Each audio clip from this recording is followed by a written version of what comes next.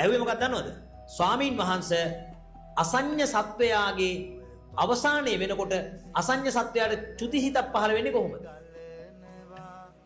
හොඳ ප්‍රශ්නයක් නේ. ඇයි? අසඤ්ඤ සත්වයා කියන්නේ මොකද්ද? කය මිස සිත නැති එක බඹ තලයයි. එයාට කයක් තියෙන හිතක් නැහැ. ඒතර කයක් තියෙන හිතක් නැත්නම් චුතිහිතක් පහළ වෙන්න විදියකුත් නැහැ. මොකද්ද වෙන්නේ? අර අපච්චි නෙගින්න බලන්න. තුන්වෙනි දින අපච්චි. ඔව්. කියන බලන්න අපච්චි දැන් ඔන්න රූපාවචර බ්‍රහ්ම ලෝකේ අසඤ්ඤ සත්වයේ ඉන්නේ. අසඤ්ඤ සත්වයා ඒ ලෝකෙන් දැන් චුත වෙන්න ඕන. අන්තිමට පහළ වෙන හිත මොකද්ද? චුත හිත කියලා කියවනම් ඩොකු 60ක් යන ගන්න. හිත පහළ වෙන්නේ නැහැ. සිත් පහළ වෙන්නේ නැහැ. සිත් පහළ වෙන්නේ නැහනේ. මොකද්ද වෙන්නේ? මෙහන් එයාගේ තියෙන්නේ මොකක්ද දන්නවද අපච්චි? මහා කල්ප 500ක් යනකම් කර්මජ රූප විතරයි. චිත්තක්ෂණ 17 රූප උපදී මැරෙනවා. කොච්චරද? මහා කල්ප 500ක්. හරිද? මහා කල්ප 500ක් කර්මජ රූප විතරයි උපදින්නේ. කර්මජ රූප ඉපදී මැරෙනවා. කර්මජ රූපවල එක රූපයක් තියෙන ඔයාට මතකද? ජීවිතේන්ද්‍රිය කියලා රූපයක්. අන්න එයා නැති වුණකොට එයාට කියනවා මොකද්ද? මොකද්ද? අසඤ්ඤ සත්වයා චුත වුණා. අසඤ්ඤ සත්වයා මිය ගියා. එහෙනම් අසඤ්ඤ සත්වයාගේ මිය යෑම කියන්නේ මොකද්ද? රූප ජීවිතේන්ද්‍රිය සිඳී යාම. මොකද්ද? රූපයන්ගේ ජීවිතේ නැතිවීම. එහෙනම් රූප ටිකක් තියෙනවා. ඒ රූපවල පණ නැතු වෙනවා. එච්චරයි.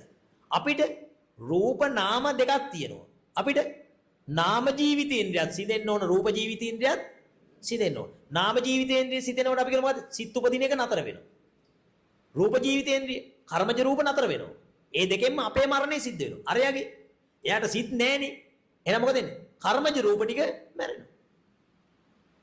තේරුණානේ? ඊළඟ ප්‍රශ්නේ තියෙනවා මොකද්ද? ස්වාමින් වහන්සේ එයා දැන් එයාගේ ජීවිතේ ඉවර නම් එයා රහත්ද? නෑ. එයාගේ කර්මය ඉවර නැති නිසා මොකද වෙන්නේ? මෙතන මේ අහගන්න. අපි ඔබතුමාගේ නම මොකද්ද? තාත්තගේ නම මොකද්ද? නිහාල්. නිහාල් හිටියා. නිහාල් අපි හිතමුකෝ අසඤ්ඤ සත්වයක් වුණා. කවුද? නිහාල් අසඤ්ඤ සත්වයක් බවට පත් වුණා.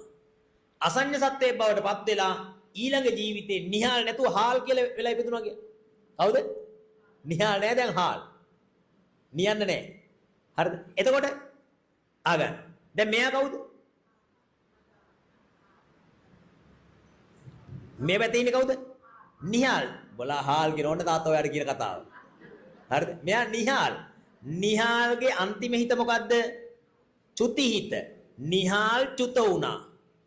අසඤ්ඤ සත්වය වෙලා ඉපදුනා. හරිද? ඊළඟට හාල්ගේ ප්‍රතිසන්දි හිත. දැන් මෙයා චුති හිත, මෙතන ප්‍රතිසන්දි හිත. මේ ටිකේ මොකද්ද? එක හිතක්වත් පහළ වෙන්නේ නැහැ. ඒතර අපි කියන මොකද්ද? නිහාල්ගේ චුතිසිත හාල්ගේ ප්‍රතිසන්දි සිතට අනන්තර පච්චයේන පච්චයෝ ඒ අතරට එක සිතක්වත් පහළ වුණේ නැහැ. මහා කල්ප 500ක් කොම වෙලා හිටියා වගේ. මහා කල්ප 500ක් ගහක් ගලක් වගේ. මොකුත් නැහැ. බලන්න ඒ අපච්චි අහ ප්‍රශ්නේ කොච්චර හොඳද? දැන් අන්න ඒ වගේ බොහොම හොඳයි. දැන් එහෙනම් තාත්තා තේරුණා මොකද්ද? අසඤ්ඤ සත්වයට සිත් පහළ වෙනවද? පහළ වෙන්නේ නැහැ. ප්‍රතිසන්දි හිත පහළ වෙනවද? නැහැ. චුති හිත පහළ වෙනවද? නැහැ. එයාගේ චුතිය කියන්නේ මොකද්ද? මයික් එක ලං කරලා කියන්න. එයාගේ චුතිය කියන්නේ මොකද්ද? එයාගේ කර්මජ රූපයන්ගේ සිඳී යාම. එයාගේ කර්මජ රූපයන්ගේ සිඳී යාම. එතකොට අපි කියනවා ඊට කලින් ජීවත් උනේ නිහාල්.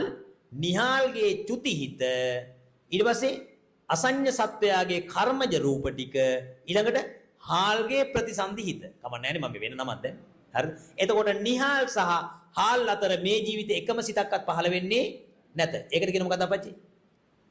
අනන්තර පච්චයේන පච්ච. බොහොම හොඳයි. සාදුකාරයක් පවත්වන්න අපච්චි වෙන්නේ.